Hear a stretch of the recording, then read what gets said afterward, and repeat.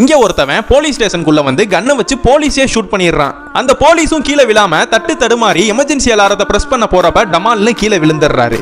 அந்த நேரத்துல அந்த சத்தத்தை கேட்டு 2 போலீஸ் மேல வந்துடுறாங்க.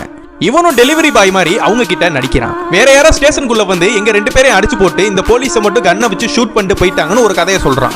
இந்த 2 போலீஸும் இவன் கிட்ட கொஸ்டின் கேட்கறப்ப இவன் கையில வச்சிருக்க கன்னை வச்சு இவங்க 2 பேரையுமே ஷூட் பண்ணிடுறான். இந்த கன் சவுண்டை கேட்டு இன்னொரு போலீஸ் ஆபீசர் மேல வராரு. இவனை பார்த்தோன்னே நீ யாரான்னு கேட்கிறாரு. இவனும் டெலிவரி பாய் மாதிரி நடிச்சு அந்த பலூனுக்கு பின்னாடி போய் கன்னை வச்சு அவரையும் ஷூட் பண்ணிடுறான். அந்த நேரத்துல ஒரு லேடி போலீஸ் இவனை பாத்துறாங்க. இவன் கையில வச்சிருக்க ரைபிள் கன்னை வச்சு பயங்கரமா ஷூட் பண்ண ஆரம்பிக்கிறான். அதனால அந்த லேடி போலீஸும் வேகமா ஓடி போய் புல்லட் ப்ரூஃப் கிளாஸ் இருக்கிற ஒரு செல்லுக்குள்ள போய் ஒளிஞ்சுக்கிறாங்க.